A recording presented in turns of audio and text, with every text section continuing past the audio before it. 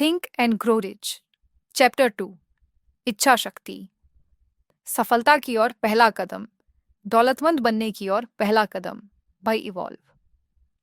जब Edwin C Burns Orange New Jersey में मालगाड़ी से उतरा तो उसके दिमाग में यह कतई नहीं आया कि वह सिर्फ एक आगंतुक है, बल्कि वह एक राजा की तरह महसूस कर रहा था। जब उसने थॉमस अल्वा एडिसन के दफ्तर की ओर रुख किया तो उसका मन काम पर लग गया था। उसने मन ही मन खुद को एडिसन के सामने खड़ा पाया।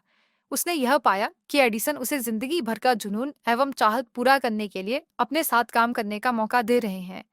बर्न्स की चाहत सिर्फ एक उम्मीद नहीं थी, ना ही सिर्फ एक साधारण सी इच्छा थी, बल्कि वह इससे भी कहीं ज्यादा थी।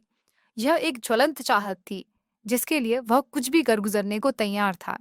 सबसे बड़ी बात यह थी कि उसने मन में यह निश्चय कर लिया था कि उसे यह हासिल करना ही है। मतलब उसकी चाहत निश्चित थी, उसका उद्देश्य दृढ़ था।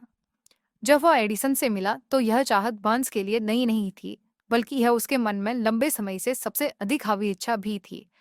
हो सकता है कि शुरुआत में यह चाहत सिर्फ एक इच्छा ही रही हो, पर जब वह एडिसन के सामने खड़ा हुआ तो वह सिर्फ एक इच्छा मात्र नहीं थी, बल्कि उससे भी कहीं मजबूत थी, कहीं दृढ़ थी। कुछ वर्षों बाद वह फिर से उसी दफ्तर में एडिसन के सामने खड़ा हुआ, जहां वह पहली बार मिला था। इस बार उसकी चाहत वास्तविकता में तब्दील हो चुकी थी। वह एडिसन के साथ व्यवसाय करने लगा था। उसके मन में सबसे हावी सपना वास्तविकता में तब्दील हो चुका था। आज जो लोग बर्न्स को जानते हैं और उनसे ईर्ष्या करते हैं, वह बस इसलिए कि उन्हें लगता है कि बर्न्स को भाग्य की बदौलत एडिसन के साथ काम करने का मौका मिला था। असल में उन लोगों ने बर्न्स को सफलता हासिल करने के बाद देखा हुआ था। सच कहूं तो उन लोगों ने कभी उसके सफल होने के कारणों पर गौर नहीं किया। एडिसन के ऑफिस में काम करते हुए 5 वर्ष बीतने के बाद भी बर्न्स को सफल होने की कोई भी उम्मीद नहीं दिख रही थी। ना ही ऐसा कुछ हुआ था जिससे वह एडिसन के साथ व्यवसाय में भागीदार हो सके। हर किसी के लिए वह एडिसन के दफ्तर में काम करने वाला सैकड़ों व्यक्तियों में से एक था, पर वह अपने मन में पहले दिन से ही एडिसन के व्यवसाय का पार्टनर बन चुका था। बर्न्स की कहानी एक दृढ़ इच्छा शक्ति का बेहतरीन उदाहरण है। बर्न्स सफल इसीलिए हुआ क्योंकि उसके मन में इससे बड़ी चाहत कोई नहीं थी कि उसे सिर्फ एडिसन के साथ काम करना है। उसने इसके लिए एक प्लान बनाया और अपने वे सारे रास्ते बंद कर दिए जिनसे वह पीछे पलटकर वापस जा सके। वह अपनी चाहत के साथ खड़ा रहा जब तक कि उसकी चाहत मन में हावी ना हो गई और फिर वास्तविक रूप में न दिख गई। जब वह पहली बार ऑरेंज एडिसन के दफ्तर पहुंचा तो उसके मन में कतई इस तरह के ख्याल नहीं थे, मैं एडिसन से उसके दफ्तर में काम करने के लिए मौका मांगूंगा। बल्कि उसने यह कहा कि उसे एडिसन के साथ उसके व्यवसाय में साझीदार बनना है। उसने कभी यह नहीं कहा, मैं कुछ महीने यहाँ काम करूंगा, अगर मुझे यहाँ कुछ उत्साहजनक मौके नहीं मिलते हैं तो मैं छोड़कर कोई और नौकरी तलाश करूंगा। बल्कि उसने यह बात रखी, मैं कहीं से भी शुरुआत करूंगा, आपके लिए सब कुछ करने को तैयार हूँ, जो आप कहेंगे, जब तक कि मुझे आपके साथ बिजनेस करने का मौका नहीं मिल जाता। उसने यह नहीं बोला, अगर मैं एडिसन के इस संस्था में असफल हो जाता हूँ तो मैं दूसरे मौके की तलाश करूंगा। उसने बोला, मुझे जिंदगी में एक ही चाहत है कि मुझे महान थॉमस एल्वा एडिसन के साथ उनके बिजनेस में पार्टनर बनना है। इसलिए मैं पीछे लौटने के सारे रास्ते बंद करके अपने संपूर्ण भविष्य को इसे हासिल करने में लगा दूंगा। बहुत पहले की बात है, एक महान योद्धा हुआ करता था, जिसे एक बार युद्ध के क्षेत्र में विजय पाने के लिए कड़ा निर्णय लेना पड़ा। उसे अपनी सेना को शत्रु के साथ युद्ध पर लड़ने के लिए भेजना था। शत्रु की सेना संख्या में उसकी सेना बहुत बड़ी थी। उसने अपने सैनिकों को नाव में बैठाकर नदी के उस पार भेजा और सभी सैनिकों तथा औजारों के उतरने के बाद उसने सभी नावों को आग लगाने की आज्ञा दे दी। फिर युद्ध होने से ठीक पहले उसने अपने सैनिकों से कहा, आप देख रहे हो, सारी नावें जल रही हैं। अगर हम अपने शत्रुओं को मार नहीं देते तो हमारे पास वापस लौटने का कोई जरिया नहीं है। अब हमारे पास सिर्फ एक ही उपाय है, या तो मिट जाओ या फिर अपने शत्रुओं का नाश कर दो। अंत में हुआ यूं कि वे लोग जीत गए। ठीक उसी योद्धा की तरह हर व्यक्ति को वापस लौटने वाली नाव मिटा देनी चाहिए, जला देना चाहिए, लौटने के सारे दरवाजे बंद कर देने चाहिए और चल पड़ना चाहिए अपनी मंजिल की ओर। जब जीत की चाहत जिंदगी के लिए जरूरत बन जाए तो सफलता निश्चित है। उस भयावह शिकागो शहर की आग में झुलसने के अगले दिन कुछ व्यवसायी शहर की एक गली में खड़े होकर राख बन पड़ी अपनी दुकानों को देख रहे थे। उन्होंने एक सभा आयोजित की जहां वे यह निर्णय ले सकें कि शिकागो शहर को फिर से बनाना चाहिए या फिर देश के किसी अन्य भूभाग में बेहतर आशाजनक जगह की खोज करनी चाहिए। हर कोई सिर्फ एक ही नतीजे पर पहुंचा कि उन्हें शिकागो शहर छोड़ देना चाहिए और किसी बेहतर जगह की तलाश करनी चाहिए, सिर्फ एक व्यक्ति को छोड़कर। वह व्यवसायी जिसने रुकने और फिर से अपना स्टोर बनाने की हिम्मत जुटाई, उसने अपने साथी व्यवसायियों से उंगली दिखाते हुए कहा, प्रिय मित्रों, मैं ठीक इस जगह पर दुनिया का सबसे बड़ा स्टोर बनाऊंगा, चाहे जितनी दफा यह जल जाए, पर मैं हार नहीं मानूंगा। वह स्टोर बना, यहाँ तक कि आज भी उस राज्य की सत्ता में वह सबसे ऊंचा स्मारक खड़ा हुआ है। उस समय मार्शल फील्ड के लिए सबसे आसान रास्ता यही होता कि वह अन्य व्यवसायियों की तरह उनके साथ शामिल हो जाते। जब उसके साथी बुरे होते हालातों और धूमिल होते भविष्य को देखकर वहां से भाग खड़े हुए और आसान रास्तों की तरफ बढ़ चले। यही जो अंतर मार्शल फील्ड और अन्य व्यापारियों के बीच था, ठीक वही अंतर एडविन सीबर्न्स और अन्य उन कार्यकर्ताओं में था जो एडिसन के दफ्तर में कार्यरत थे। ठीक यही अंतर हर सफल और अन्य असफल व्यक्तियों के बीच होता है। ठीक यही अंतर एक सफल नेता और असफल नेता के बीच होता है। हर इंसान जिसे पैसे की जरूरत है, वह पैसे की इच्छा रखता है। सिर्फ इच्छा रखना आपको धनवान नहीं बना देता। लगातार अमीर बनने की चाहत जब तक जुनून ना बन जाए, और फिर उसके लिए निश्चित योजना बनाना एवं अमीर बनने के लिए दृढ़ प्रतिज्ञ रहना तथा असफल होने पर अपनी योजना पर विश्वास रखना ही हमें अमीर बनने की ओर ले जाता है। इच्छा शक्ति के दम पर अमीर बनने के लिए ये निम्नलिखित 6 कदम हैं जो आपको अपने सपनों तक पहुंचा सकते हैं। पहला, आप जितना धन कमाना चाहते हैं उसे निश्चित कर लें। यह कहना पर्याप्त नहीं है कि मुझे ढेर सारा पैसा कमाना है। यह राशि बिल्कुल निश्चित होनी चाहिए, जैसे 1 करोड़ रुपए। इसके पीछे एक मनोवैज्ञानिक कारण है जो आपको अगले अध्याय में बताया जाएगा। नंबर 2, यह निर्धारित कर लें कि इतना धन कमाने के लिए आप क्या कुछ कर गुजरने को तैयार हैं। ऐसा कोई भी नियम नहीं है जिससे बिना कुछ किए ही बहुत कुछ हासिल किया जा सके। नंबर 3, एक निश्चित तारीख तय कर लें, आप कब तक वह धनराशि कमाना चाहते हैं। नंबर 4, अपना धन कमाने की इच्छा के लिए एक योजना तैयार कर लें और अभी से शुरुआत कर दें। इससे फर्क नहीं पड़ता कि आप अभी तैयार हैं या नहीं। नंबर 5, एक कागज पर साफ तौर पर यह सब लिख लें कि आप कितना धन कमाना चाहते हैं, तारीख। इसके बदले आप क्या कर गुजरने को तैयार हैं, और अपनी योजना को भी लिख लें जिसके सहारे आप निश्चित धनराशि कमाने जा रहे हैं। नंबर 6, अपने लिखे हुए कथन को दिन में 2 बार पढ़ें, एक बार रात में सोने से पहले और एक बार सुबह जागने के बाद। जैसे जैसे आप पढ़ें उसे अपने नज़रों के सामने देखें, महसूस करें और इस बात पर विश्वास करें कि वह निश्चित धनराशि आपको हासिल हो चुकी है। ऊपर समझाए गए 6 निर्देशों का आपको पालन करना है। खास तौर पर आपको 6वां निर्देश कुछ ध्यान से पढ़ना है और उस पर अमल करना है। आप यह शिकायत कर सकते हैं कि खुद को ऐसे व्यक्ति के रूप में कैसे देख सकते हैं जिसने वह धनराशि अर्जित कर ली है, जब तक आप उसे सच में हासिल ना कर लें।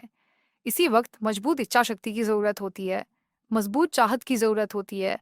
अगर आपको सच में उस धनराशि को पाने की चाहत है और वह आपका जुनून है, तो आपको खुद को एक उस धनराशि को अर्जित कर लेने वाले व्यक्ति के रूप में देखने की कोई कठिनाई नहीं होगी।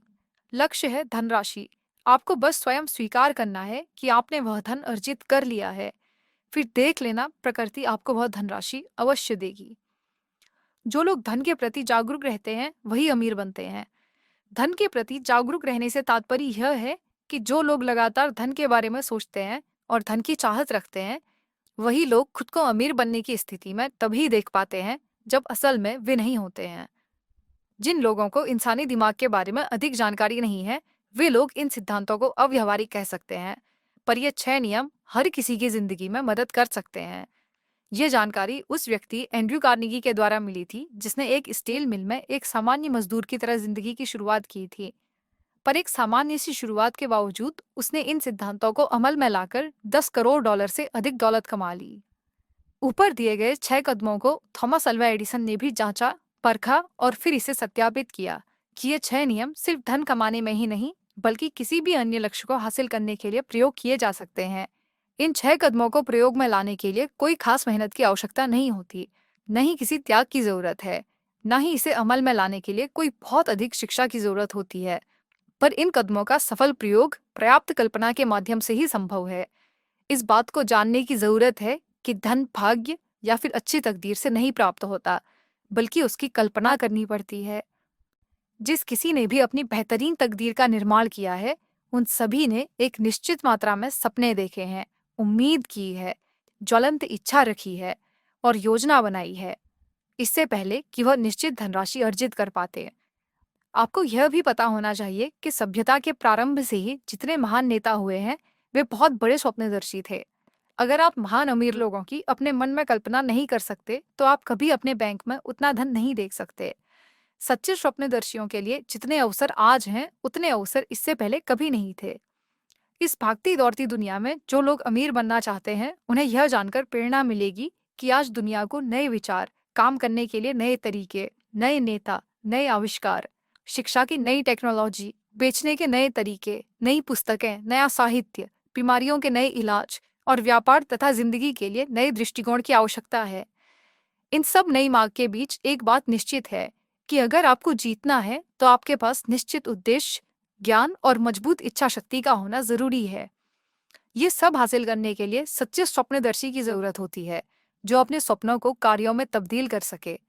सच्चे स्वप्नदर्शी हमेशा से थे, हैं और रहेंगे। ये वो लोग होते हैं जो विश्व का सांचा बनाते हैं, जो सच में बड़े नेता हुए हैं। उन्होंने अपने सपनों, नए अवसरों और अनदेखी चीजों को वास्तविकता में बदला है। इन लोगों ने अपनी विचार शक्ति से शहरों, हवाई जहाज, फैक्ट्रियां, कार और जिंदगी को सुगम बनाने के नए तरीके का इजाद किया है। आज सपने देखने वालों में दो जरूरी विशेषताएं होनी ही चाहिए: सहनशीलता और खुली सोच। जिन लोगों को नएपन से डर लगता है, उनके सपने शुरू होने से पहले ही दम तोड़ देते हैं। नेताओं के लिए आज से बढ़िया समय कभी नहीं था। आजकल बहुत ही प्रचुर मात्रा में व्यापार और औद्योगिकरण को नए सांचे में डालकर नए तरीके से काम किए जाने का वक्त है।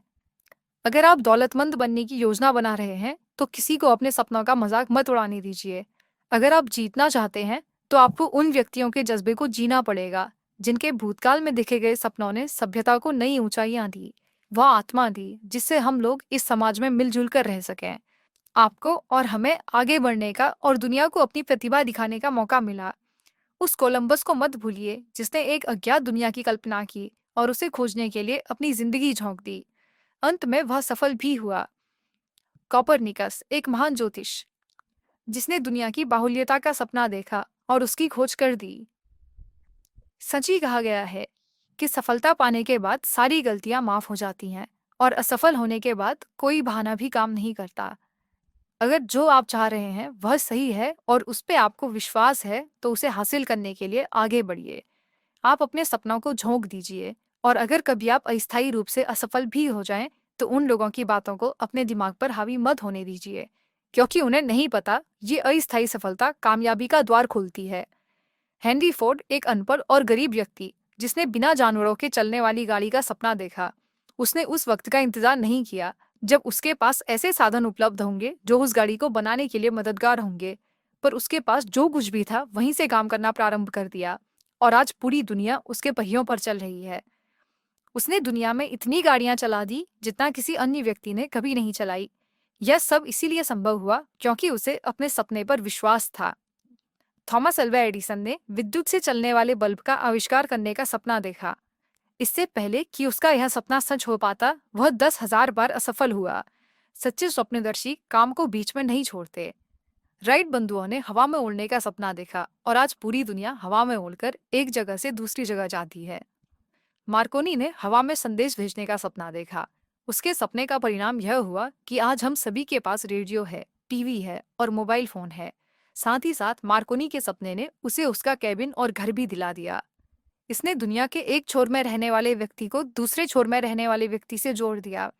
तुरंत ही कुछ क्षणों में कोई भी समाचार, सूचना और मनोरंजन संपूर्ण विश्व में फैल जाता है। आपको यह जानकर हैरानी होगी कि मार्कोनी के दोस्तों ने उन्हें हिरासत में ले लिया था और एक मनोवैज्ञानिक के पास इलाज के लिए ले गए, जब उसने उनसे यह बताया कि उसने एक ऐसे सिद्धांत की खोज की है जिससे हवा में संदेशों को एक स्थान से दूसरे स्थान पर बिना किसी तार के भेजा जा सकता है। आज सच्चे स्वप्नदर्शियों के लिए बेहतर अवसर प्राप्त हैं।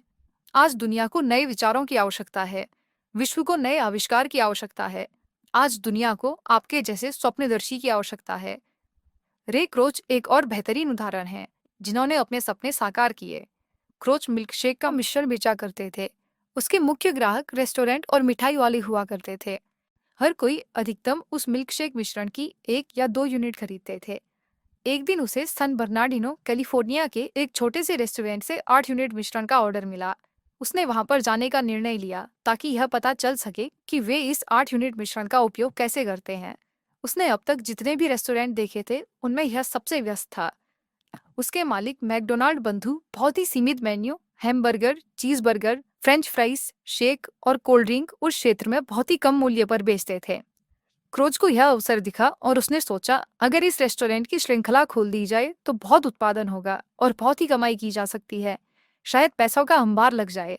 उसने मैकडोनल्ड बंधुओं के सामने इस विचार का प्रस्ताव रखा और उन्होंने हामी भर दी। कुछ ही वर्षों में मैकडोनाल्ड देश का सबसे अधिक लोकप्रिय फूड रेस्टोरेंट ही नहीं बना बल्कि इसने फास्ट फूड इंडस्ट्री की भी शुरुआत कर दी। फिर क्रोच ने इस श्रृंखला को आगे बढ़ाकर संपूर्ण विश्व में फैला दिया और दुनिया के सबसे अमीर व्यक्तियों में शामिल हो गया। संपूर्ण दुनिया में अवसरों की अब कमी नहीं है। किसी भी तरह के सपने का पहला कदम मजबूत इच्छा शक्ति होती है। सपने उपेक्षा, आलसपन और महत्वाकांक्षा की कमी में नहीं जन्म लेते। ना ही अब विश्व सपने देखने वालों का उपहास करता है और ना ही यह कहता है कि यह अव्यावहारिक है। जिन लोगों को भी आज मनचाही सफलता मिली है वे लोग बुरी शुरुआत और कई धड़कन रोक देने वाले संघर्षों से जरूर गुजरे होते हैं। उनकी जिंदगी में छप्पर फाड़ के सफलता तभी मिलती है जब वे गरीबी और संकट के दौर से गुजर रहे होते हैं। जॉन बनियान को जब धर्म पर अपनी राय रखने के लिए जेल मिला था उसी के बाद ही उन्होंने द पिलग्रिम्स प्रोग्रेस पुस्तक लिखी थी। प्रेम में असफलता के बाद कई लोग नशे में डूबने लगते हैं और अपनी जिंदगी बर्बाद कर लेते हैं। वह इसलिए कि अधिकतर लोगों ने कभी यह सीखने की कोशिश की कि सबसे मजबूत भावनाओं को किसी रचनात्मक स्वभाव में कैसे तब्दील किया जा सकता है। हेलन केलर जन्म से ही गूंगी, बहरी और अंधी थी। अपने इस दुर्भाग्य के बावजूद उनका नाम इतिहास में स्वर्णिम अक्षरों से लिखा हुआ है।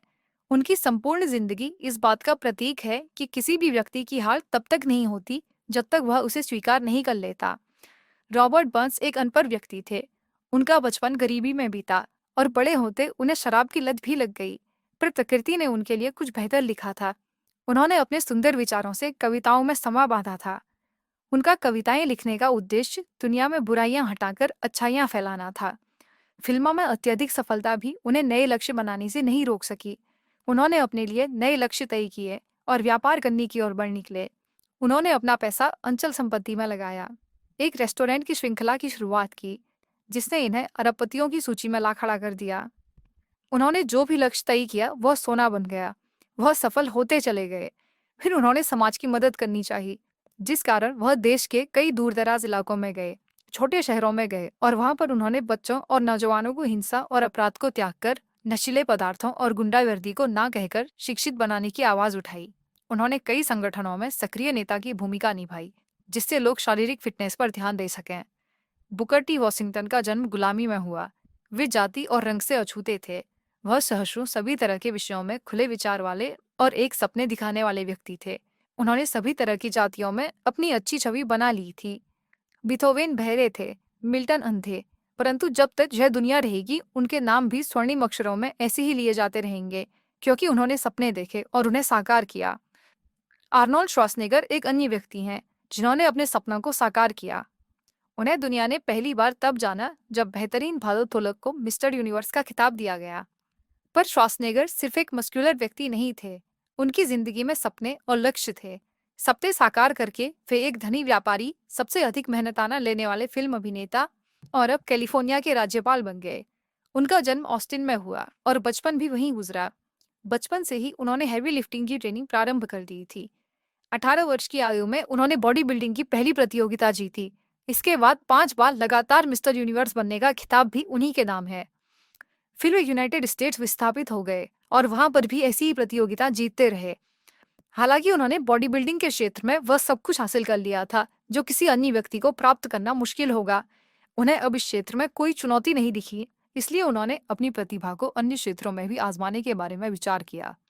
उनकी शारीरिक गठन की ट्रेनिंग ने उन्हें यह सिखा दिया कि आम जनमानस को इन सब की जानकारी नहीं है और ये जानकारी सभी से साझा करनी चाहिए। उन्होंने एक अंतकथा Arnold the education of a body builder लिखी जो बेस्ट सेलर साबित हुई। फिर उन्होंने महिलाओं के लिए एक किताब लिखी जिससे वे अलग तरह की अभ्यास से अपने शरीर को गठित कर सके। इस किताब ने उन्हें एक व्यापार करने के लिए प्रेरित किया। उन्होंने एक कंपनी खोली जो बॉडी बिल्डिंग के आयोजन कराती थी। इस व्यापार ने उनके लिए व्यवसायी क्षेत्र में सफलता के रास्ते खोल दिए। उनका अगला लक्ष्य बड़ा फिल्म स्टार बनना था। हालांकि उन्होंने फिल्म करियर की शुरुआत तभी कर दी थी जब वह बॉडी बिल्डिंग क्षेत्र में थे। छोटे छोटे रोल करने के बाद उनकी दृढ़ इच्छा शक्ति तब काम आई जब उन्हें बारबेरियन फिल्म में मुख्य रोल मिल गया। इस फिल्म श्रृंखला ने उन्हें हॉलीवुड का सबसे अधिक मेहनताना वसूलने वाला नायक बना दिया। सन 2003 में श्वार्ज़नेगर राजनीति में आए और उन्हें कैलिफोर्निया का राज्यपाल चुन लिया गया। आप श्वार्ज़नेगर की जिंदगी से बहुत कुछ सीख सकते हैं। आपकी जिंदगी सिर्फ एक ही क्षेत्र के लिए सीमित नहीं है। श्वार्ज़नेगर ने भी अपना जीवन सिर्फ बॉडी बिल्डिंग के क्षेत्र में ही झोंक दिया होता तो भी वह काफी सफल हो जाता, पर उसने इससे कहीं ज्यादा का सपना देखा। उसने ऊंचे लक्ष्य निर्धारित किए जिनमें चुनौतियां थी और उन्हें हासिल कर लिया। उसने अपने पिछली सफलताओं से शिक्षा बेकार नहीं जाने दी और उसका हर क्षेत्र में उपयोग किया। श्वार्ज़नेगर की तरह आप अपने आलोचकों से डरिए मत। आलोचकों ने उसकी पहली फिल्म में उसकी कड़ी निंदा की थी, परंतु उसने हार नहीं मानी और अपना कार्य जारी रखा। इसी दृढ़ता ने उसे हॉलीवुड के सबसे अधिक मेहनताना लेने वाले अभिनेताओं में शामिल कर दिया। अगले अध्याय में बढ़ने से पहले आप उम्मीद, विश्वास, साहस और सहिष्णुता की शक्ति को मन में पूरी तरह से बैठा लीजिए। अगर आपके पास यह मनःस्थिति और इन सिद्धांतों के काम करने के नियम ढंग से पता हैं तथा इन्हें अमल कर रहे हैं, तो यह समझ लीजिए आप वह सब हासिल करने के लिए तैयार हैं जो आप चाहते हैं। सिर्फ किसी वस्तु की इच्छा रखने और उसे हासिल करने के लिए तैयार होने में फर्क होता है। किसी भी व्यक्ति का मन उस वस्तु को तब तक हासिल करने के लिए तैयार नहीं होता जब तक उसका मन पूरी तरह से यह विश्वास ना कर ले कि उसे वह वस्तु मिल चुकी है। यह मनःस्थिति विश्वास की होती है, न कि सिर्फ उम्मीद और इच्छा की। इस तरह का विश्वास पाने के लिए आपका मन पूर्ण रूप से पूर्वाग्रह मुक्त होना चाहिए। पूर्वाग्रह होने पर आप इच्छा, साहस और विश्वास जगा नहीं सकते। गरीबी, कंजूसी, इन सब को हासिल करने से अधिक प्रयास खुशियां और समृद्धि को हासिल करने के लिए नहीं करना पड़ता। एक महान कवि ने अपनी कविता में सही कहा है, मैंने धन के लिए जीवन से सौदेबाजी की और जिंदगी आपको उससे अधिक नहीं देगी। मैंने शाम को भीख मांगा, फिर मेरे पास प्राप्त कुछ सिक्कों को गिनने बैठ गया। जीवन एबीएस एक नियोक्ता है, वह आपको वह देता है जो आप मांगते हो, पर एक बार आपने औकात नाप ली, उसके बदले आपको बहुत काम करना पड़ेगा। मैंने एक नौकर भाड़े पर लिया, सिर्फ यह जानने के लिए कि वह कितना निराश है। मुझे पता चला कि मैंने ईश्वर से जो कुछ भी मांगा होता, उसने राजी खुशी से भुगतान कर दिया होता। मैरी के एश, जो मैरी के कॉस्मेटिक की संस्थापक हैं, उन्होंने अपनी और विश्व भर में अपने कंपनी में काम करने वाले कंसल्टेंट्स की सफलता का राज आत्मविश्वास बताया। उनका यह करियर साल पहले प्रारंभ हुआ था जब उन्होंने स्टैनली होम प्रोडक्शन में काम करना शुरू किया। उन्होंने कई बार इस बात को स्वीकार किया है कि अपने इस काम के प्रथम वर्ष में वह सफल नहीं हो पाई थी और इस काम को छोड़ देना चाहती थी, पर उनकी सोच तब बदली जब उन्होंने स्टैनली सेल्स का सेमिनार में भाग लिया। उन्होंने बताया उस वर्ष कंपनी की प्रतियोगिता में खूबसूरत, लंबी और सफल महिला को रानी के खिताब से नवाजा जाना था और उस वर्ष उस महिला को वह खिताब मिला जिसकी किसी ने उम्मीद ही नहीं की थी। मैंने निर्णय लिया कि मैं स्टेज पर जाऊंगी और अध्यक्ष से बात करूंगी और उन्हें अगले वर्ष रानी का यह खिताब जीतने का इरादा बताऊंगी। श्रीमान बेवरिज मुझ पर हंसे नहीं, बल्कि उन्होंने मेरी आंखों की तरफ देखा और कहा, मुझे भी लगता है कि तुम जीत सकती हो। इन शब्दों ने मेरी जिंदगी में जान डाल दी और अगले वर्ष मुझे रानी का खिताब दिया गया। मैरी के ने इस बात को बताया कि सफलता हासिल करने के पहले कदम यह है कि आप खुद पर विश्वास रखें कि आप योग्य हैं और आप उस सफलता के असली हकदार हैं। उन्होंने अपने एक लेख में कामयाबी हासिल करने के लिए कुछ कदमों का अभ्यास करने के लिए बताया है। वे 4 कदम निम्न हैं। हमेशा खुद को सफल व्यक्ति के रूप में देखें। उस व्यक्ति को सोचें जिसके जैसे आप बनना चाहते हैं। हर दिन कुछ वक्त अकेले बिताइए। आराम से शिथिल होकर बैठ जाइए। अपनी आंखें बंद कर लीजिए और अपनी चाहत और लक्ष्य पर ध्यान दीजिए। अपने आप को एक नए वातावरण में देखिए जिसकी आप कल्पना करते हैं। खुद को योग्य समझिए और आत्मविश्वास से ओतप्रोत हो जाइए। पिछली सफलताओं को याद कीजिए। हर कामयाबी, चाहे वह छोटी हो या बड़ी, वह सिद्ध करती है कि आप योग्य हैं और सफल हो सकते हैं। पिछली सफलताओं को सेलिब्रेट कीजिए और जब भी आप निराश हों, उन कामयाबी को याद कीजिए। लक्ष्य निर्धारित करें। साफ तौर पर यह तय कर लें कि आपको क्या चाहिए। इस बात से हमेशा चौकन्ना रहिए और अपने लक्ष्य से कभी भ्रमित न होइए। जिंदगी के लिए सकारात्मक रवैया रखें। खुद का सकारात्मक चित्र बताएं। आपकी जिंदगी, कार्य और निर्णय सभी में विश्वास रखें और सकारात्मक रहें। इच्छा शक्ति सिर्फ प्राकृतिक नियमों पर भी विजय हासिल की जा सकती है। अब मैं आपको ऐसे पुरुष की असामान्य कहानी बताने जा रहा हूँ जिससे चमत्कारिक पुरुष मैंने आज तक देखा ही नहीं, जिसे मैंने जन्म लेने के कुछ मिनट बाद देखा था। उसके काम में ही थे। पहले तो डॉक्टरों ने कुछ भी बताने से मना किया, पर जब उन पर दबाव डाला गया तो उन्होंने बताया कि शायद यह बच्चा कभी बोल और सुन नहीं पाएगा। मैं डॉक्टर के विचार से सहमत नहीं था और मैं ऐसा कर सकता हूँ क्योंकि मैं उस बच्चे का पिता हूँ। मैंने मन ही मन डॉक्टर के विचार को चुनौती दे दी और खुद एक निर्णय ले बैठा कि ईश्वर बिना काम के मेरे बच्चे को इस दुनिया में नहीं भेज सकता है और वह उसे पूरी जिंदगी इस तरह यातनापूर्ण जीने के लिए विवश नहीं कर सकता। मैंने यह सोच लिया था कि मेरा बेटा सुनेगा भी और बोलेगा भी। यह मुझे नहीं पता था कि यह सब कैसे होगा, पर मैं इस बात पर जरूर विश्वास करता था कि जहाँ चाह रहे वहाँ राह रहे। मुझे वहां एमर्सन की बात ध्यान आई। दुनिया की हर वस्तु सिर्फ एक बात ही सिखाती है, वह है विश्वास। हमें सिर्फ विश्वास करके प्रकृति के नियमों का पालन करना है। यह हम सभी पर समान रूप से लागू होते हैं। कभी आंख बंद करके आवाज सुनिए, प्रकृति आपको रास्ता जरूर दिखाएगी। वह रास्ता सिर्फ एक ही था, इच्छा शक्ति। मैंने अपने अंदर यह इच्छा शक्ति जगा ली थी कि मेरा बेटा सारी जिंदगी गूंगा और बहरा तो नहीं रह सकता। मैंने इस इच्छा शक्ति को कभी अपने मन से जाने नहीं दिया, यहाँ तक कि एक पल के लिए भी नहीं। कुछ वर्षों पहले मैंने लिखा भी था, हमारी सबसे बड़ी रुकावट हमारे मन में पड़े विचार ही है। अगले ही पल मैंने बिस्तर पर लेटे हुए अपने नवजात शिशु को देखा और यह सोचा कि अगर यह सब सही है तो मेरा बेटा बिना कानों के भी सुन सकता है। मैंने कल कर लिया कि अपने बच्चे के मन में कतई यह बात आने नहीं दूंगा कि वह सुन और बोल नहीं सकता, इसके लिए चाहे मुझे जो भी करना पड़े। मैंने यह प्रतिज्ञा कर ली कि अपने बेटे के मन में बोलने और सुनने की अपनी मजबूत चाहत के बीच रोक दूंगा और वह जरूर एक दिन बिना किसी उपकरण के सुनने और बोलने लगेगा। जब बच्चा थोड़ा सा बड़ा हुआ कि वह मेरे साथ सहयोग कर सके, मैं अपनी मजबूत इच्छा शक्ति को उसके अंदर जगाने की कोशिश करने लगा ताकि यह चाहत सत्य के रूप में हमारे सामने आ सके। मैं हर रोज उसके कान के पास यह सब बोलता ताकि मेरे बेटे का मन तनिक भी यह स्वीकार न कर सके कि वह सुन नहीं सकता। जैसे ही वह थोड़ा और बड़ा हुआ, वह आसपास की वस्तुओं पर ध्यान देने लगा। हमने यह महसूस किया कि बेशक बहुत ही कम, पर बच्चे को हल्का सा सुनाई तो देता था। जिस उम्र में बच्चे बोलने लगते हैं वह बोल तो नहीं पाता था, पर वह कुछ आवाजों को सुन जरूर लेता था। बस हमें यही चाहिए था। मुझे यह विश्वास हो गया था कि मेरा यह तरीका काम कर रहा है। तभी कुछ ऐसा हुआ जिसने मुझे उत्साहित कर दिया, अचंभित कर दिया एवं आशा से भर दिया। ऐसा कुछ उस साधन से हुआ जिससे हमने कभी उम्मीद नहीं की थी।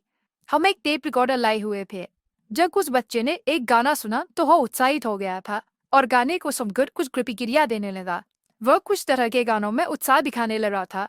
एक बार तो वह गाना चलाकर 2 घंटे तक खड़े खड़े सुनता रहा। हमें तब तक इस बात का पता नहीं चला कि ऐसा क्यों हो रहा है, जब तक हमें आवाज की अस्थि चालन सिद्धांत के बारे में जानकारी नहीं थी। जब वह टेप रिकॉर्ड पर प्रतिक्रिया देने लगा, मुझे यह मालूम पड़ा कि जब मैं उसके कान के पास या फिर दिमाग के पास जाकर कुछ बोलता हूँ तो उसे समझ आता है। मैं अपनी मजबूत इच्छा शक्ति को इसी माध्यम से उसके अंदर जगाता था, पर अभी तक जो परिणाम निकला था वह इतना उत्साहित करने वाला नहीं था। फिर मेरी इच्छा शक्ति ने मेरे विश्वास का साथ दिया और ऐसी किसी भी नकारात्मक बात को मैंने मन में आने से पहले ही निकाल फेंका। मेरी दृढ़ प्रतिज्ञा का फल यह हुआ कि मेरा बच्चा मेरी आवाज को ठीक ठीक सुनने लगा था। मैं उसके मन में यह भरने से कभी नहीं चूकता था कि वह बोल और सुन सकता है, कि बच्चों को गावी नानी की कहानी सुनना अच्छा लगता है। मैं ऑफिस जाता, वहां पर उसके लिए कहानी लिखता और रात में सुनाता। साथ ही साथ उसके मन में यह भी भरता कि वह बिल्कुल ठीक है और सुन एवं बोल सकता है। एक कहानी जब मैं सुनाता हूँ तो उसको हर बार एक अलग तरीके से सुनाता हूँ, उसे अलग रंगों से भर देता हूँ। उसका उद्देश्य उसके मन में यह भरना था कि उसका यह शारीरिक दोष कोई कमी नहीं है, बल्कि यह उसके जीवन की एक बड़ी संपत्ति बनेगी। गीता में भी लिखा है, कुछ अवसाद अच्छे के लिए होते हैं, और मैंने ऐसी फिलॉसफी को आजमाया भी है और मुझे ठीक तरह से पता है कि हर कमी अपने साथ उतनी ही अच्छाइयाँ भी लिए होती है। मुझे थोड़ा सा अंदाजा था इस कमी को किस तरह से उसकी संपत्ति के रूप में बदलना है, और मैं हर रोज उसे कहानियों में पिरोकर उसके मन में यह बनने की कोशिश करता कि उसकी यह विकलांगता दुनिया के बड़े काम आ सकती है। मुझे यह बताया गया था कि उसके कानों में ऐसी कोई चीज नहीं है जिससे सुना जा सके। इससे पहले कि मैं निराश होता, मेरी इच्छा शक्ति ने मेरे विश्वास को डगमगाने नहीं दिया। मैंने अपने बेटे के अंदर भी यह विश्वास जगा दिया। सबसे खास बात उसकी अब यह थी कि वह मुझसे प्रश्न नहीं करता था और हर बात को मान लेता था। मैंने हर तरह से उसके मन में यह बात भर दी थी कि उसे अपने भाई से अधिक अच्छे परिणाम मिलेंगे। उदाहरण के तौर पर यह बच्चा सभी अध्यापकों के लिए विशेष था, इसलिए उस पर अधिक ध्यान देना लाजमी था। उसकी माँ ने उन अध्यापकों से मिलकर यह समझा दिया था कि उसे अधिक ज्ञान दिया जाए। जब वह इतना बड़ा हो गया कि वह समाचार पत्र वितरण कर सके, तो मैंने उसे यह समझाना शुरू कर दिया कि वह अपने भाई, जो कि बाजार में समाचार पत्र बेचता था, से अधिक पैसा कमा सकता है, क्योंकि वह अपने भाई से अधिक बुद्धिमान और मेहनती है। हमने यह गौर किया, जैसे जैसे वह बड़ा हो रहा था, उसकी सुनने की क्षमता बढ़ रही थी। दूसरी तरफ उसके मन में अपनी कमी को लेकर ध्यान देने की आदत कतई नहीं थी। जब वह 7 वर्ष का हुआ, तब उसने पहली बार हमारी मेहनत को सफल सिद्ध किया। कुछ महीने तक उसने अपनी माँ से बाहर बाजार में समाचार पत्र बेचने की अनुमति मांगी, पर उसकी माँ उसके बहरेपन की वजह से डरी हुई थी। एक माँ की तरह उनकी भी चिंता वाजिब थी कि कहीं उसे कुछ सुनाई न दे और कोई दुर्घटना हो बैठे। फिर एक दिन अचानक वह मौका देखकर रसोई की खिड़की से कूदकर बाजार भाग गया। वहाँ एक मोची से उसने 6 सेंट किए और उससे समाचार पत्र खरीदे, फिर बेच दिया। एक बार जब वह समाचार पत्र बेच चुका, तो उसने फिर से खरीदा और बेचा। यह सब उसने तब तक किया जब तक कि शाम नहीं हो गई। फिर उसने वापस आते समय मोची को उसके 6 सेंट वापस कर दिए। अंत में उसने पाया कि आज उसने सेंट कमाए। जब हम लोग घर पहुंचे तो वह अपने कमरे में बिस्तर में सो रहा था। उसने अपनी मुट्ठी में सारे पैसे दबा रखे थे। उसकी माँ ने मुट्ठी खोली तो सिक्के एकदम से गिर पड़े। वह अपने बेटे की पहली कमाई पर भावुक होकर रोने लगी, जबकि मेरी प्रतिक्रिया विपरीत थी। मैं दिल खोलकर हंसा कि उसके मन में मेरा रोपा गया बीज एक आकार ले चुका है। उसकी माँ सोच रही थी कि उसका बेटा ढंग से सुन नहीं सकता, कहीं पैसा कमाने के चक्कर में रास्ते में बेटे के साथ कोई दुर्घटना हो जाती तो। पर मैंने एक बहादुर, महत्वाकांक्षी, आत्मनिर्भर व्यापारी को देखा, जिसे अपने ऊपर पूर्णतया विश्वास है। उसने कदम उठाया और वह जीत गया। उसके काम में मुझे बहुत खुशियां दी थी, क्योंकि मुझे पता लग गया था जो मैंने उसके मन में रोपा है, वह उसके साथ पूरी जिंदगी रहने वाला है। जब उसके बड़े भाई को कुछ चाहिए होता था तो वह जमीन पर लेट जाता, पैर मारने लगता, रोने लगता और वस्तु को हासिल कर लेता। जब उस हल्के बहरे बच्चे को कुछ चाहिए होता था तो पहले वह पैसा कमाता और उस वस्तु को खरीद लेता। आज भी उसकी यही आदत है। मेरे बच्चे ने मुझे यह पाठ पढ़ाया कि एक विकलांग व्यक्ति अपने सामने पड़े पत्थरों को एक रुकावट के रूप में न लेकर उनसे सीढ़ियां बनाकर अपने लक्ष्य तक पहुंच सकता है। वह छोटा बहरा बच्चा हाई स्कूल और ग्रेजुएशन तक पहुंच गया, जबकि उसे तब तक नहीं सुनाई देता था जब तक कि उसके अध्यापक उसके पास आकर जोर से न बोले। हमने उसे गुन्ने बैरों के विद्यालय नहीं भेजा। हम नहीं चाहते कि वह सांकेतिक भाषा सीखे। हम चाहते थे कि वह एक सामान्य व्यक्ति की तरह अपनी जिंदगी गुजारे और इसके लिए हम दृढ़ प्रतिज्ञ थे। यह इतना आसानी से नहीं हुआ, बल्कि हमें विद्यालय के लोगों से इस मामले में काफी बहस भी करनी पड़ी। जब वह 10वीं कक्षा में था तब उसने एक काम में अच्छे से सुनाई देने के लिए एक मशीन लगाई, पर उसका कोई फायदा नहीं हुआ, क्योंकि जब वह 6 साल का था तो शिकागो के रहने वाले डॉक्टर जे जॉर्डन लीसन ने बच्चे के सर के एक भाग का ऑपरेशन किया था। उसने पाया कि उसके कान में ऐसी कोई भी प्राकृतिक अंग नहीं है जिससे सुना जा सके। अपने कॉलेज के अंतिम दिनों में ऑपरेशन के 18 वर्षों के बाद कुछ ऐसा हुआ जिसने उसकी जिंदगी में टर्निंग पॉइंट दे दिया। उसे एक ऐसी विद्युतीय मशीन मिल गई जिससे सुनाई देने में आसानी हो, जो उसने क्रय के लिए मंगाई थी। उसे उस मशीन का प्रयोग करने में उतनी दिलचस्पी नहीं थी, क्योंकि उसने ऐसी एक और मशीन का प्रयोग करने की कोशिश की थी पर सफल ना हो पाया था। अंततः उसने उस यंत्र को उठाया और यूं ही कान में लगा दिया। ये क्या? एक सामान्य व्यक्ति की तरह आवाज सुनने की चाहत सच हो गई थी। उसने पहली बार इस तरह से आवाज सुनी थी जिस तरह से कोई भी सामान्य व्यक्ति सुनता है। ईश्वर अपने अजूबे बड़े रहस्यमयी तरीके से करता है। वह आज बहुत प्रसन्न था। उस मशीन ने उसकी दुनिया ही बदल कर रख दी थी। तुरंत ही वह अपनी मम्मी का फोन उठाने के लिए दौड़ पड़ता है और बड़े आराम से उस दिन उसने पहली बार ठीक से अपनी मम्मी की आवाज सुनी थी। अगले दिन उसने पहली बार अपने प्रोफेसरों की ढंग से आवाज सुनी थी। पहली बार रेडियो सुना था और पहली बार सिनेमा भी सुना था। जिंदगी में पहली बार वो लोगों से सामान्य पूर्वक बात कर सकता था। दूसरे व्यक्तियों को जोर से नहीं बोलना पड़ता था। उसे ऐसा लग रहा था जैसे वो दूसरी दुनिया में आ गया हो। हमने प्राकृतिक गलती को अपनी दृढ़ इच्छा शक्ति की वजह से अस्वीकार कर दिया था। इस दुनिया में उपलब्ध एकमात्र अभ्यास से हमने प्रकृति को अपनी गलती सुधारने के लिए मजबूर कर दिया था। इच्छा शक्ति ने अपना काम कर दिया था, पर यह काम अभी पूर्ण नहीं हुआ था। अभी भी लड़के को इस विकलांगता को एक संपत्ति में बदलना बाकी था। यह चमत्कार उसके लिए बस इतनी ही बड़ी बात थी कि उसकी आवाज की दुनिया बदल रही थी। वह इसी में खुश था। एक दिन उसने इस यंत्र के निर्माता को एक चिट्ठी लिखी जिसमें उसने अपने अनुभव साझा किए थे। फिर उसने कुछ लिखा, शायद कुछ ही जो रेखा में नहीं लिखा था, बल्कि उन रेखाओं के बीच में लिखा हुआ था। इस कारण उसे न्यूयॉर्क की उस कंपनी से बुलावा भी आ गया। जब वह उस कंपनी के मुख्य अभियंता से अपनी बग्गी हुई दुनिया के बारे में बात कर रहा था, तो उसके दिमाग में एक विचार, एक प्रेरणा, आप जो भी नाम देना चाहें, उभर आई, जिसने उसकी कमजोरी को एक ताकत में बदल दिया। उसे पैसे भी मिलने लगे और खुशियां भी आ गई।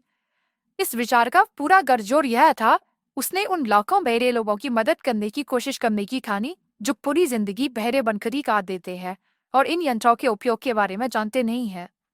उसने सोचा अगर उन्हें इन यंत्रों के बारे में पता चल जाए तो उनकी जिंदगी भी बदल सकती है। उसने अपनी बगी हुई जिंदगी के बारे में बताने की ठानी। वह तभी इस निर्णय पर पहुंच गया था कि अब वह पूरी जिंदगी उन लोगों की मदद करने के लिए समर्पित कर देगा। उसने तुरंत कंपनी के मार्केटिंग सिस्टम की जानकारी ली और फिर उसने यह खोजने की कोशिश की कि किस तरह से ऊंचा सुनने वाले व्यक्तियों से बात की जाए और उन तक इन नई खोजी विधियों द्वारा पहुंचा जाए। जब उसने अपना प्लान बना लिया तो उसे प्रेजेंटेशन देने के लिए कंपनी में बुलाया गया। प्रेजेंटेशन प्लान देते वक्त ही उसे 2 वर्ष के अपने एम्बिशन को आगे बढ़ाने के लिए अनुमंत्रित कर लिया गया। जब वह ऑफिस जा रहा था तो उसके चेहरे पर संतुष्टि के भाव झलक रहे थे। छलके भी क्यों ना, वह उन हजारों लोगों की जिंदगी संवारने जा रहा था और थोड़ा बहुत अपना सपना पूरा करने भी। जैसे ही वह उस हियरिंग एड बनाने वाली कंपनी से जुड़ गया, उसने मुझे उस कंपनी का गूंगे और बहरे लोगों के लिए लेक्चर सुनने के लिए बुलाया। इस लेक्चर का उद्देश्य यह था कि गूंगे और बहरे व्यक्तियों को सिखाया जा सके कि कैसे आसानी से बोला व सुना जा सकता है। इससे पहले मैंने इस तरह की शिक्षा के बारे में कभी सुना नहीं था। फिर भी संशय और इस बात की उम्मीद करता हुआ मैं वहां पहुंच गया कि मेरा वक्त बर्बाद नहीं होगा। मैंने वहां पहुंचकर पाया कि जो चाहत मैंने अपने बेटे में पैदा की थी, उसकी वजह से उसके अंदर उन बहरे लोगों के लिए बहुत कुछ कर गुजरने का लक्ष्य था। मैंने वहां पर यह पाया कि जिस सिद्धांत का मैं पिछले 20 वर्षों से प्रयोग कर रहा था, उसी के माध्यम से राव गूंगे और बहरे लोगों को उनके जीवन से आगे निकलने की सलाह दी जा रही थी। अपनी जिंदगी के बदलने के बाद से ही मेरा बेटा ब्लेयर और मैं दोनों उन गूंगे बहरे लोगों के लिए लग पड़े। इसमें निश्चित ही कोई संदेह नहीं है कि अगर ब्लेयर की माँ और मैंने उसके दिमाग को आकार देने की कोशिश न की होती तो वह जीवन भर गूंगा और बहरा बना रहता। जब ब्लेयर बड़ा हो गया था तब डॉक्टर इनविन ओरहिस, जो इन सब मामलों के बहुत बड़े विशेषज्ञ थे, वे मेरे बेटे का ढंग से निरीक्षण करने के बाद बहुत अचंभित हुए कि वह कैसे सुन और बोल सकता है, जबकि सैद्धांतिक रूप से उसे सुनाई देना ही नहीं चाहिए। एक्सरे चित्र में भी ऐसा कोई द्वार नहीं दिखाई दे रहा था जिससे आवाज मस्तिष्क तक पहुंच सके। वे इस बात से अचंभित थे कि वह कैसे सुन पा रहा है। जब मैंने अपने बेटे में इच्छा शक्ति के वे बीज बोए थे कि वह बोल और सुन सकता है, अपनी जिंदगी को एक सामान्य इंसान की तरह जी सकता है, तब प्रकृति ने कुछ ऐसा किया जिससे बाहरी दुनिया और मस्तिष्क के बीच एक पल का निर्माण हो सके और वह सुनने के काबिल बन सके। उस बात का पता बड़े बड़े विशेषज्ञ डॉक्टर भी नहीं लगा पा रहे थे। यह मेरे लिए भी ईश्वर की किसी चमत्कार से कम नहीं था। मैं अगर इस बात को पूरी दुनिया के साथ न साझा करता तो शायद मैं कभी खुद को माफ न कर पाता। इस अनुभव को आप सभी से साझा करके मैं खुद को बहुत खुशकिस्मत मान रहा हूँ। यह सब कुछ ऐसे नहीं हुआ। मुझे इस बात का विश्वास था, क्योंकि इसका भी एक कारण था कि मुझे पता था कि अगर आपके अंदर कोई चाहत हो और उसमें विश्वास हो जाए तो यह इच्छा शक्ति आपको कुछ भी हासिल करा सकती है। मुझे इस बात में कोई संदेह नहीं था कि एक मजबूत इच्छा शक्ति से आप किसी भी चीज को वास्तविकता में जन्म दे सकते हैं। ब्लेयर ने खुद को एक आम इंसान की तरह सुनते देखने का सपना देखा और उसने वह हासिल कर लिया। उसका जन्म एक अपंग बच्ची की तरह हुआ था, जो इस बात के लिए काफी था कि बिना किसी चाहत के वह सड़कों पर पेन या कप बेचता नजर आए। अब वही विकलांग बच्चा कई लाखों लोगों की मदद कर रहा था जिन्हें ऊंचा सुनाई देता है। यह सिर्फ मदद करना ही नहीं था, बल्कि उसको रोजगार भी मिल गया था, जिस वजह से वह आराम पूर्वक पूरी जिंदगी व्यतीत कर सकता था। जो सफेद झूठ मैं बचपन से उसके मस्तिष्क में भरने की कोशिश कर रहा था कि वह अपनी कमजोरी को अपनी ताकत में बदल सकता है, दुनिया में ऐसा कुछ भी सही या गलत नहीं है जिसे मजबूत इच्छा शक्ति और विश्वास के द्वारा वास्तविकता में तब्दील न किया जा सके। यह हर किसी पर समान रूप से लागू होता है। यह मेरा सौभाग्य था कि उस इच्छा शक्ति को मैंने अपनी बीपी की कमी सुधारने के लिए प्रयोग किया। इससे अच्छा शायद ही किसी को इतना नजदीक इस सिद्धांत का प्रयोग करने का मौका मिले। अगर प्रकृति इस इच्छा शक्ति के सामने झुक सकती है, तो किसी व्यक्ति या इंसान की क्या औकात है कि वह इस इच्छा शक्ति के सामने समर्पण ना करे। यही मस्तिष्क की शक्ति की विशेषता है। हमें यह नहीं पता कि यह कैसे काम करता है। हर व्यक्ति, हर जगह और हर वस्तु के लिए यह सिद्धांत बिल्कुल अलग तरह से काम करता है। शायद इस बात को विज्ञान सिद्ध कर सके। मैंने अपने बच्चे के मन में वह बीज बोए जिससे वह सुन और बोल सके, और यह वास्तविकता में उसने सिद्ध कर दिया। मैंने अपने बेटे के मन में यह सुझाव दिया कैसे वह अपनी इस कमजोरी को अपनी ताकत बना सकता है, और उसने भी ऐसा कर दिखाया। ऐसे परिणाम किस तरह से आए, इसकी कार्यप्रणाली बताना कोई कठिन काम नहीं है। इस कार्यप्रणाली में 3 बातें हैं। पहली कि मैंने विश्वास किया अपनी उस इच्छा पर कि वह सामान्य रूप से सुन सकता है, जो मैंने अपने बेटे को बताई। दूसरा कि मैंने हर उस उपलब्ध तरीके से अपनी बात को दृढ़तापूर्वक लगातार प्रयास से उस तक पहुंचाई। तीसरा और महत्वपूर्ण, उसने मुझ पर विश्वास किया। कई वर्षों बाद मेरे साथ काम करने वाले एक सहयोगी बीमार पड़ गए। उनकी हालत दिन प्रतिदिन बदतर होती जा रही थी। अंत में उन्हें अस्पताल में ऑपरेशन के लिए भर्ती कराया गया। जब वे ऑपरेशन थिएटर की तरफ पहियों वाले पलंग पर लेट कर जा रहे थे, तब मैंने उनकी ओर देखा और यह सोच में डूब गया कि इतने दुबले पतले और कमजोर व्यक्ति का ऑपरेशन कैसे हो सकता है। क्या यह ऑपरेशन सफल हो भी पाएगा या नहीं। डॉक्टर ने भी हमें यह चेतावनी दे दी थी कि उनका बचकर वापस आने की बहुत कम उम्मीदें हैं। पर यह डॉक्टर की राय थी, यह मरीज की राय कतई नहीं थी। फर्क इससे नहीं पड़ता कि डॉक्टर क्या सोच रहा है, यहाँ पर फर्क इससे पड़ेगा कि मरीज क्या सोच रहा है। उसने जाते हुए मुझसे कहा, मित्र चिंता मत करो, जल्द ही मैं वापस आऊंगा पर आपके साथ काम पर लगूंगा। नर्स ने मेरी तरफ गए भरी नजरों से देखा, परंतु वह मरीज ऑपरेशन के बाद सफलतापूर्वक ठीक होकर आ गया। सब कुछ सही होने के बाद डॉक्टर ने मुझे बताया उसके जीने की चाहत में उसे बचा लिया। अगर उसकी इच्छा शक्ति ने मौत को मना न किया होता तो शायद वह बचकर वापस न लौट पाता। मैं इच्छा शक्ति में विश्वास करता हूँ। मैंने लोगों को गरीबी से उठते हुए देखा है, सैकड़ों असफलताओं के बाद सफलता की बुलंदियों को छूते देखा है। मैंने अपने विकलांग बेटे को सामान्य और सफल जिंदगी जीते हुए भी देखा है, जबकि जन्म लेते ही प्रकृति ने उसे काम दिए ही नहीं। इस अध्याय में आपने पढ़ा कैसे कोई अपनी इच्छा शक्ति का उपयोग कर सकता है। मजबूत इच्छा शक्ति से आप वह सब कुछ पा सकते हैं जो आप सोचते हैं। यह सब संभव है उस रसायन से जो प्रकृति मजबूत इच्छा शक्ति होने पर खुलती है। दुनिया में कुछ भी असंभव नहीं है। वह सब कुछ आप पा सकते हैं जो आप सोचते हैं।